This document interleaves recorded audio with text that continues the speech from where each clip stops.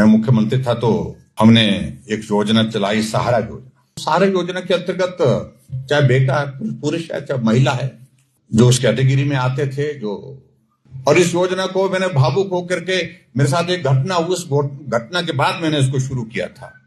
मैं चुनाव के दिनों में कहीं कार्यक्रम में अपने क्षेत्र में जाकर के वोट मांगने के लिए जा रहा था। एक जगह कार्यक्रम था गांव में, आपको मालूम है कि चौक पर बीच में जहां जगह होती है वहां गांव के लोग इकट्ठा होते हैं, वहां कार्यक्रम होता है।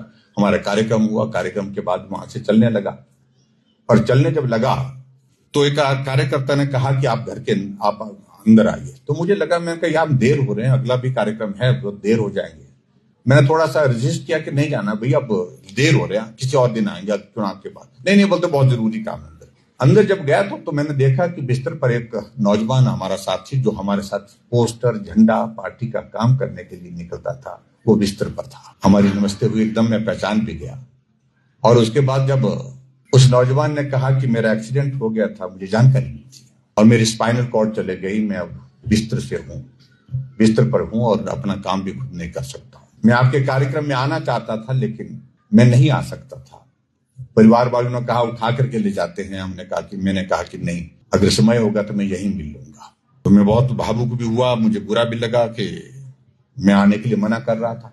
और उस कार्यकर्ता ने मुझे कहा कि अगर हो सके, मेरी जिंदगी तो ऐसे निकल जाएगी बोलते हैं, लेकिन अगर हो सके तो ऐसे लोगों के लिए, ऐसे मेरे जैसे लोग कई होंगे पूरे प्रदेश भर में, जो अपना काम भी खुद नहीं कर सकते। अगर मुझे पानी का गिलास भी पीना हो तो मुझे आवाज लगानी पड़ती है, तब पानी का गिलास मुझे पिलाया जाता है, पानी पिलाया जाता है। तो वैसी कोई योजना शुरू होनी चाहिए जिससे ऐसे लोगों का भला हो सके।